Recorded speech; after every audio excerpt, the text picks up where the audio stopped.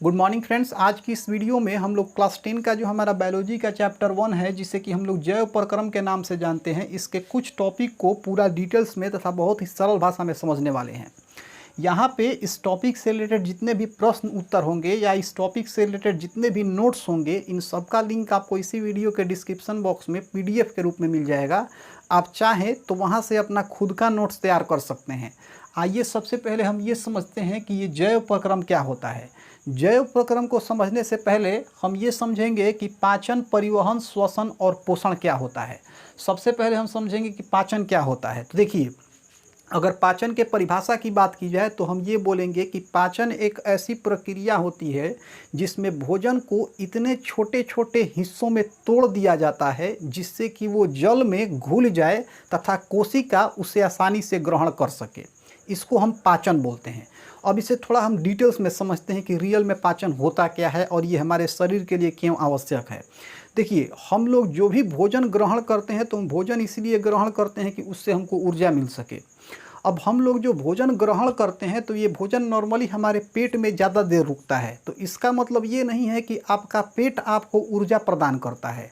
Actual में हम लोगों को जो ऊर्जा प्रदान करता है वो हमारे शरीर की कोशिकाएं होती हैं। मतलब शरीर की कोशिकाएं ही हमें ऊर्जा प्रदान करती है। अब देखिए, शरीर में जो कोशिकाएं होती हैं वो बहुत छोटी होती हैं। वो इतनी छोटी होती हैं कि हम उसे खुली आंखों से नहीं देख सकते। जबकि हम लोग जो भोजन ग्रहण करते हैं, चाहे वो कितना भी छोटा से छोटा भोजन हो, उस भोजन का आकार कोशिका के आकार से बहुत बड़ा होता है। तो अगर कोशिका का आकार उस भोजन के आकार से छोटा है तो कोशिका तो उसे ग्रहण कर नहीं सकती। तो कोशिका उसे कब ग्रहण करेगी? जब किसी तरीके से भोजन का आकार बहुत छोटा हो जाए। तो इसी के लिए पाचन का क्रिया कराया जाता है कि भोजन को इतना छोटा छोटा पार्ट में तोड़ दिया जाता है कि भोजन जो है वो जल में घुलने योग्य हो जाए। अब देखिए, कोशिका जो भोजन ग्रहण करती है ना, वो हमारी तरह नहीं करती है। कैसे हम किसी चीज़ को मुंह खोल करके और खा जाते हैं, तो कोशिका किसी चीज़ को मुंह खोल कर नहीं खाती है, बल्कि वो किसी चीज़ को अपने में अवशोषित करती है। वो भोजन कैसे ग्रहण करती है? किसी चीज़ को अवशोषित करके। अवशोषण का मतलब क्या होता है? जैसे अगर आप पानी में रुमाल को रखिएगा तो रुमाल पानी को खींच लेता है। तो ये जो रुमाल पानी को खींच रहा है, इसी को अवशोषण कहते हैं। तो कोशिका जो भोजन ग्रहण करती है वो अवशोषण की क्रिया से करती है। कोशिका जितना ज़्यादा भोजन को अवशोषित करेगी उतना ही ज़्यादा उधर से वो ऊर्जा देगी। तो सबसे अगर आप चाहते हैं कि आपको ज़्यादा से ज़्यादा ऊर्जा मिले तो आप कोशिका को खुश रखिए। तो कोशिका को खुश रखने के लिए आपको भोजन को बहुत छोटे छोटे हिस्सों में तोड़ना होगा, जिससे कि आसानी से वो जल में आसानी से वो जल में घुल सके और कोशिका उसे ग्रहण कर सके। तो पाचन क्या होता है और इसका क्या महत्व है, ये चीज़ आपको समझ में आ गया। अब मैं आपको समझाऊंगा कि परिवहन क्या होता है। तो सिंपल सा परिवहन का मतलब होता है कि शरीर के एक या एक से अधिक पदार्थ को शरीर के एक हिस्से से दूसरे हिस्सों तक ले जाना परिवहन कहलाता है। अब शरीर में किस चीज़ का परिवहन होगा? तो शरीर में भोजन का परिवहन होता है, कार्बन डाइऑक्साइड का परिवहन होता है और ऑक्सीजन का परिवहन होता है। भोजन हम लोग मुंह में डालते हैं और भोजन हमारे पेट तक पहुंच जाता है। तो मुंह से पेट तक भोजन को ले जाने के लिए कोई ना कोई क्रिया होती होगी, तो इसे हम परिवहन कहते हैं। इसी प्रकार से हम लोग क्या करते हैं, ऑक्सीजन हम लोग बाहर से हवा में से ऑक्सीजन हमारे शरीर के सारे हिस्सों तक पहुंचता है। ऑक्सीजन को चूंकि तो हम नाक से खींचते हैं। अब नाक से शरीर के पूरे पार्ट्स तक ये ऑक्सीजन पहुंचता है। आपके कान तक भी ऑक्सीजन पहुंचेगा, आँख तक भी पहुंचेगा, फिर से ओठ तक भी पहुंचेगा, पीठ तक भी पहुंचेगा। तो नाक से पीठ तक ले जाने के लिए कुछ ना कुछ चीज़ चाहिए ना। तो शरीर में नाक से ऑक्सीजन को नाक से शरीर के पूरे पार्ट्स तक, पूरे भाग तक ले जाने की जो प्रक्रिया होती है ना, इसे ही परिवहन कहते हैं। परिवहन का मतलब ही होता है कि शरीर के उपयोगी पदार्थों को एक जगह से दूसरे जगह तक ले जाना या फिर शरीर से पदार्थों को बाहर निकालना परिवहन कहलाता है। अब हम ये समझेंगे कि श्वसन क्या होता है। तो देखिए, जो भी हम लोग भोजन ग्रहण करते हैं तो ऐसा नहीं है कि आप भोजन ग्रहण किया उसी समय आपको ऊर्जा मिल गया। भोजन ग्रहण करने के बहुत देर बाद हमको उससे ऊर्जा की प्राप्ति होती है। तो भोजन से जो हमें ऊर्जा की प्राप्ति होती है, इस प्रक्रिया को हम लोग श्वसन कहते हैं। श्वसन क्या होता है? श्वसन एक ऐसी प्रक्रिया होती है जिसकी सहायता से हम भोजन से ऊर्जा की प्राप्ति करते हैं। अब हम ये समझेंगे कि पोषण क्या होता है। तो जीवित वस्तुओं द्वारा भोजन को ग्रहण कर तथा इसको उपयोग करना पोषण कहलाता है। मतलब पोषण एक ऐसी प्रक्रिया है जिसमें हम भोजन को ग्रहण करते हैं तथा इसका उपयोग करते हैं। अब इसके बाद हम ये समझेंगे कि पोषक तत्व क्या होते हैं। तो भोजन में उपस्थित ऐसे पदार्थ जो हमें रोगों से लड़ने में हमारी मदद करते हैं या फिर हमारे शरीर को स्वस्थ बनाए रखने में हमारी मदद करते हैं, पोषक पदार्थ कहलाते हैं। पोषक पदार्थों की कुल संख्या 5 होती है। इसमें से ये हमारे जो 5 पोषक तत्व हैं, ये हैं कार्बोहाइड्रेट, वसा, प्रोटीन, विटामिन और खनिज। इन सब के बारे में अलग एक वीडियो में हम लोग पूरा डिटेल्स में समझेंगे। अब इसके बाद हम ये समझेंगे कि पोषण कितने प्रकार के होते हैं। तो नॉर्मली पोषण 2 प्रकार के होते हैं, स्वपोषण और परपोषण। यहाँ मैंने लिखा भी है स्वपोषण और परपोषण। पहले हम ये समझेंगे कि स्वपोषण क्या होता है। तो देखिए, स्वपोषण एक ऐसी प्रक्रिया होती है जिसमें कोई जीव अपने भोजन के लिए किसी दूसरे जीव पर निर्भर न रहकर बल्कि अपना भोजन खुद तैयार करता है। मतलब एक ऐसी प्रक्रिया जिसमें कोई जीव अपना भोजन खुद तैयार करता है, उसे हम स्वपोषण कहते हैं। स्वपोषण को अगर आप तोड़िएगा तो हमें मिलेगा स्व जोड़ पोषण। स्व मतलब खुद से और पोषण मतलब भोजन प्राप्त करना। मतलब एक ऐसी प्रक्रिया जिसमें कोई जीव खुद से अपना भोजन प्राप्त करता है, उसे हम स्वपोषण कहते हैं। अब आइए हम ये समझ लेते हैं कि परपोषण किसे कहते हैं। तो परपोषण को अगर आप तोड़िएगा तो हमें मिलेगा पर जोड़ पोषण। पर माने पराया, दूसरा, और पोषण माने भोजन प्राप्त करना। ऐसी प्रक्रिया जिसमें कोई जीव अपना भोजन किसी दूसरे जीव की मदद से प्राप्त करता है, उसे हम परपोषण कहते हैं। अब इसके बाद हम ये सीखेंगे कि स्वपोषी क्या होता है और परपोषी क्या होता है, और इन सब का उदाहरण हम पूरा डिटेल्स में समझने वाले हैं। आइए हम सबसे पहले ये समझते हैं कि स्वपोषी क्या होता है। तो ऐसे जीव जो अपना भोजन खुद से तैयार करता है, खुद से बनाता है, उसे हम स्वपोषी कहते हैं। अब फिर प्रश्न ये आता है कि परपोषी क्या होते हैं। तो ऐसे जीव जो अपने भोजन के लिए किसी दूसरे जीव पर निर्भर रहते हैं, उन्हें हम परपोषी कहते हैं। यहाँ मैं आपको एक बात बता देना चाहता हूँ कि स्वपोषण और स्वपोषी में बहुत अंतर है। स्वपोषण एक प्रक्रिया होती है, जबकि स्वपोषी जो होता है वो एक जीव होता है। मतलब स्वपोषण एक प्रक्रिया होती है जिसमें कोई जीव अपना भोजन खुद बनाता है, जबकि स्वपोषी जो है ये एक जीव होता है जो अपना भोजन खुद बनाता है। स्वपोषण एक प्रक्रिया है और स्वपोषी एक जीव है। उसी प्रकार से परपोषण एक प्रक्रिया होती है और परपोषी कोई ना कोई जीव होगा। अब आइए कुछ उदाहरण की बात कर लेते हैं। सबसे पहले हम ये समझते हैं कि स्वपोषी का उदाहरण क्या क्या हो सकता है। तो देखिए, अधिकांशतः जो पेड़ पौधे होते हैं ये स्वपोषी के अंतर्गत आते हैं। बहुत सारे लोग ये कहते हैं कि सारे पेड़ पौधे स्वपोषी होते हैं, लेकिन ये चीज़ गलत है। सारे पेड़ पौधे स्वपोषी नहीं होते। हाँ, बहुत सारे पेड़ पौधे स्वपोषी होते हैं, लेकिन कुछ पेड़ पौधे ऐसे भी होते हैं जो कि परपोषी होते हैं। जैसे मशरूम का जो पौधा होता है, जिसे हम सांप का छत्ता कहते हैं, ये एक परपोषी है। कैसे परपोषी है मैं आपको इसी वीडियो में आगे बताऊंगा। फिर आपने रोटी पे जो भुअरी लगता है उसको आपने देखा होगा, इसे हम अंग्रेजी में ब्रेड मोल्ड कहते हैं। ये भी एक प्रकार का पौधा ही है और ये भी एक प्रकार का परपोषी ही है, और इसे भी मैं इसी वीडियो में आपको आगे बताऊंगा। तो आपको समझ में आ गया कि स्वपोषी क्या होता है, स्वपोषण क्या होता है। अब फिर यहीं पे मैंने आपको ये भी बता दिया कि परपोषण क्या होता है। अब आइए यहाँ पे हम ये समझ लेते हैं कि परपोषी जो है इसके उदाहरण क्या क्या हो सकते हैं। तो मनुष्य जो है परपोषी का सबसे अच्छा उदाहरण है, क्योंकि मनुष्य जो है अपना भोजन पेड़ पौधों से प्राप्त करता है, और पेड़ पौधे तो एक प्रकार के जीव ही हैं। तो मनुष्य जो होते हैं वो अपना भोजन किसी दूसरे जीव से प्राप्त करते हैं, इसलिए मनुष्य एक परपोषी है। मनुष्य ही नहीं, बहुत सारे जो जानवर हैं वो भी परपोषी है। जैसे घोड़ा, बिल्ली, कुत्ता, सियार, हिरन, ये सारे परपोषी है। मच्छर भी परपोषी है। फिर मशरूम का आपने पौधा देखा होगा, वो भी एक परपोषी ही है। तो परपोषी आपको समझ में आ गया। अब यहाँ एक चीज़ आप समझिए, हमने परपोषी के बारे में तो बहुत चीज़ों का अध्ययन किया। अब जितने भी परपोषी होते हैं उन सारे परपोषी का भोजन ग्रहण करने की जो प्रक्रिया होती है वो अलग होती है। हम क्या करते हैं, हम किसी चीज़ को उठाते हैं और मुंह में खाते हैं और उसके बाद उसको पेट के मतलब पेट में ले जाते हैं। लेकिन मच्छर किसी चीज़ को उठा करके मुंह में नहीं डालता है। वो क्या करता है, वो किसी चीज़ से खून को चूसता है। हम क्या करते हैं, हम खून को नहीं चूसते, हम कहीं से कोई चीज़ उठाते हैं और उठा के खा जाते हैं। मच्छर क्या करता है, डायरेक्ट मुंह लगा के किसी से खून को चूसता है। उसी तरीके से अगर भैंस को आप देखिएगा तो हाथ से किसी चीज़ को नहीं उठाती, वो डायरेक्ट मुंह लगाती है किसी चीज़ को खाने के लिए। मशरूम का जो पौधा होता है ये भी क्या करता है, ये सड़े गले पेड़ पौधों से अपने भोजन को अवशोषित कर लेता है। तो कहीं ना कहीं ये सारे चीज़ तो परपोषी ही हैं, लेकिन इनके भोजन को ग्रहण करने का तरीका अलग अलग है। और ये जो क्रिया कर रहे हैं इन सबका क्रिया करने का जो तरीका है, जो प्रक्रिया है, ये परपोषण का है। तो परपोषण बहुत लंबा चीज़ है, बहुत बड़ा चीज़ है। तो जो भी चीज़ बड़ा हो जाता है ना, अगर उसको हम छोटे छोटे पार्ट में डिवाइड कर दें तो उसके बारे में समझना आसान हो जाता है। तो इसी के आधार पे साधारणतः परपोषण को 3 पार्ट में बांटा गया, 3 भाग में बांटा गया। और ये जो तीनों भाग हैं ये हैं मृतजीवी पोषण, परजीवी पोषण और प्राणी संपोषण। पहले हम ये समझेंगे कि मृतजीवी पोषण क्या होते हैं। तो देखिए, पोषण की ऐसी विधि जिसमें कोई जीव अपना भोजन सड़े गले पेड़ पौधे तथा मरे हुए जानवरों के अवशेषों से प्राप्त करता है, उस पोषण को हम लोग या फिर उस विधि को हम लोग मृतजीवी पोषण कहते हैं।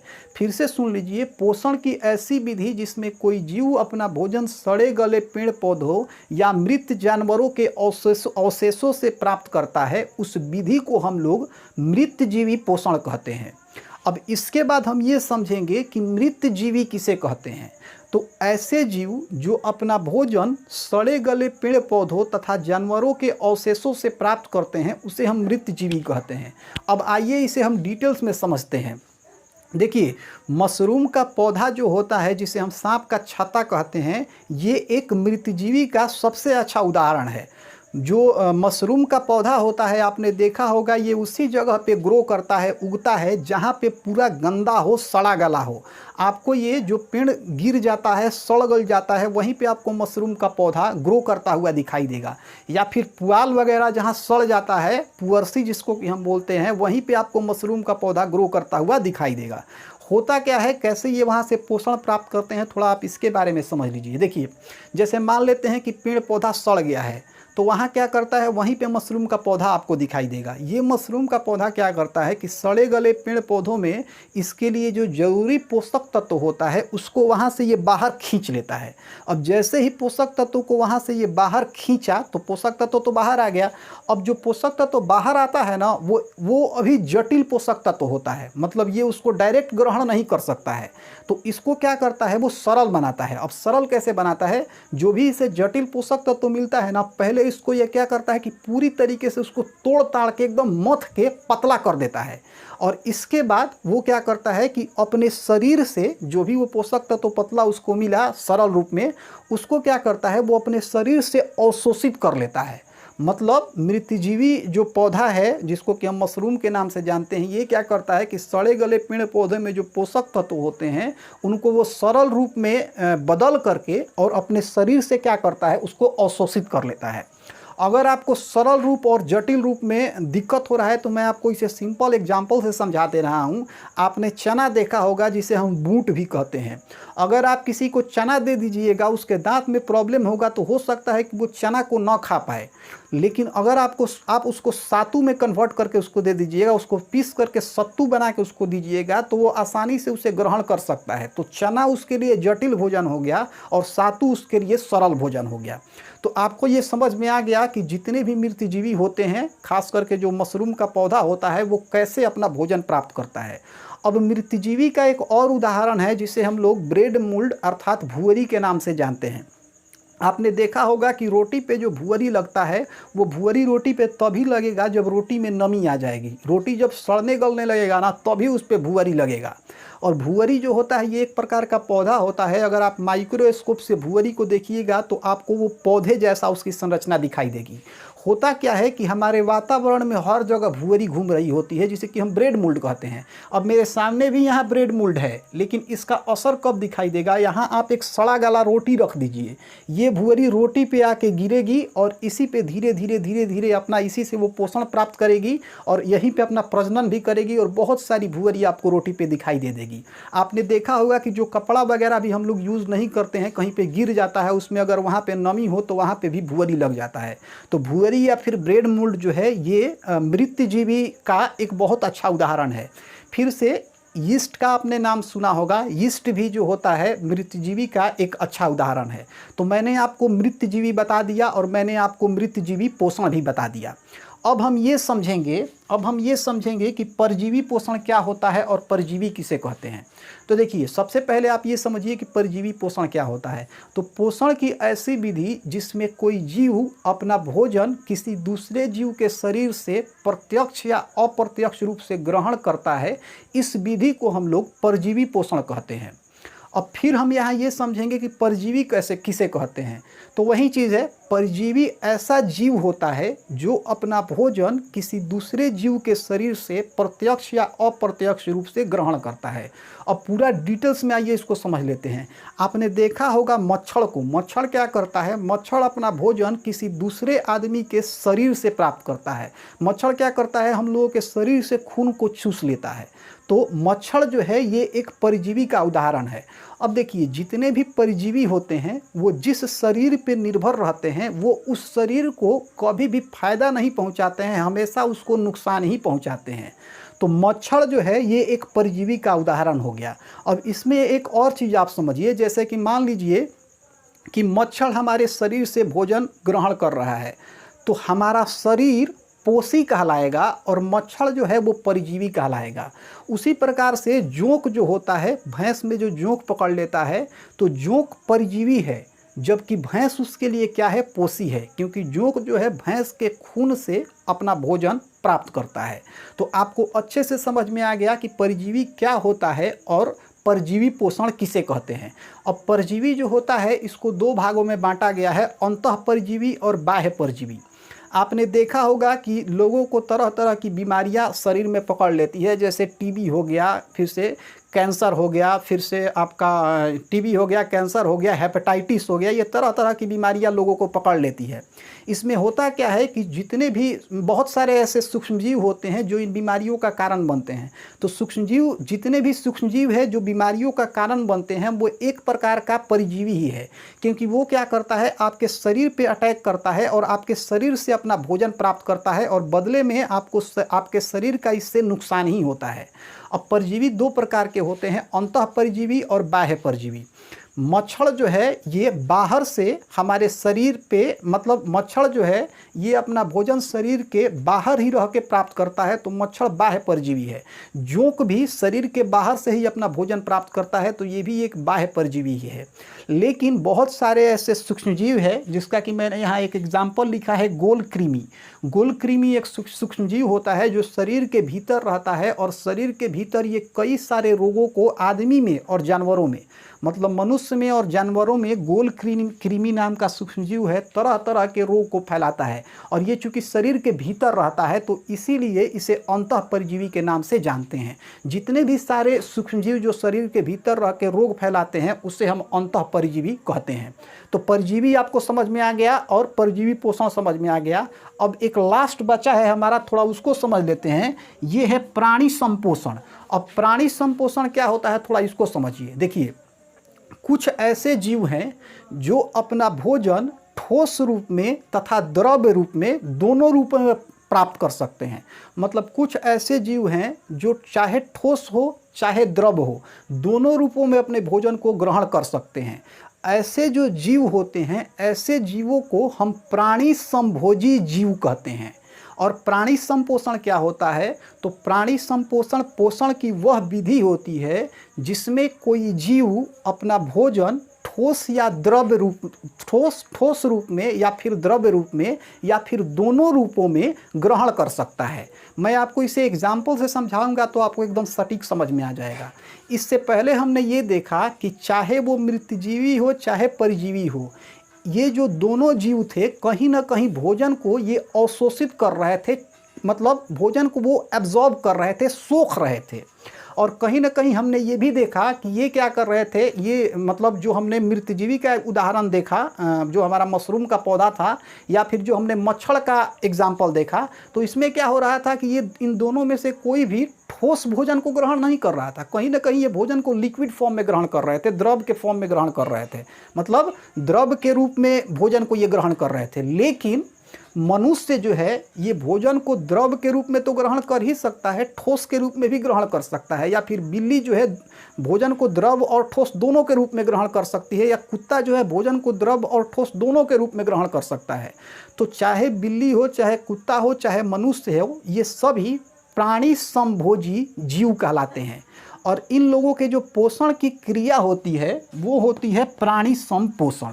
तो आपको अच्छे से ये चीज़ समझ में आ गया कि प्राणी संपोषण क्या होता है और प्राणी समभोजी क्या होते हैं। तो यहाँ पे जितने भी मैंने यहाँ पे आपको टॉपिक यहाँ पे मैंने लिखा था, इन सब के बारे में मैंने आपको डिटेल्स में समझा दिया। अगर आपको ये वीडियो अच्छी लगी हो तो इसे अपने दोस्तों के साथ शेयर कीजिए।